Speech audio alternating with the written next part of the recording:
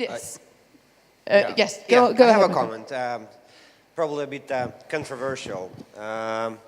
Privatization is great and should take place, and in my opinion, should be done at whatever price it's possible, just to bring, better governance, more efficiency, and private capital, and to be kind of, the example for,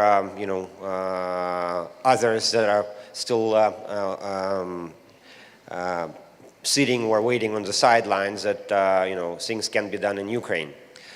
But having said that, in my opinion, if you look at, what the state owns, we're not talking about, much money. And some of the key privatizations in the energy sector are unfortunately, they're meaningless without structural reforms in the energy sector that a lot of the donors are working on. Because effectively what the state is trying to sell, and we've been in this situation before, what the state is trying to sell is officially not making any money.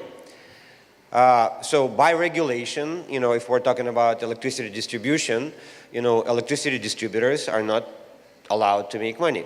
So, if somebody can tell me, one good reason why a serious foreign investor will seriously look at something like that, well, the answer wasn't found last time around, which was in the beginning of 2000. I was lucky enough to work with my colleagues with Electricity de France. And at that time, instead of lengthy regulation, a one-off decision was made that guaranteed a return on the purchase price to investors.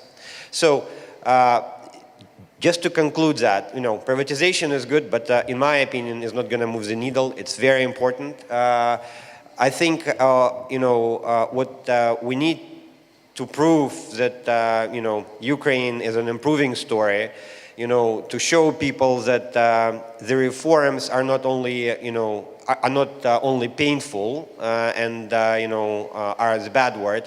We need to, do things in a timely manner and bring as much investment, capital investment into the country as possible in a meaningful way, so it restarts the growth.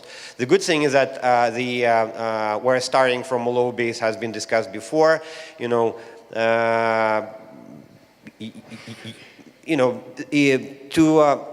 Get to 6-7% GDP growth that Mr. Daniluk was talking about, and a number of other experts are talking about, is not that difficult and realistic, and it can be done in a sustainable, structured way. Just put the things or the figures into perspective. The much talked about agriculture. The state is sitting on 12 million hectares of land, state-owned. The average rent that is paid by the private sector on 1 hectare is $150 roughly. So even if you round up, just on the state-owned land that can be sold without, exploding the minds of populists, the state is sitting on 15 billion conservatively if you use a cap rate of 10%. This is without kind of the GDP multiplier and all these wonderful things. The energy sector, the good thing is that the gas prices have been liberalized, market level.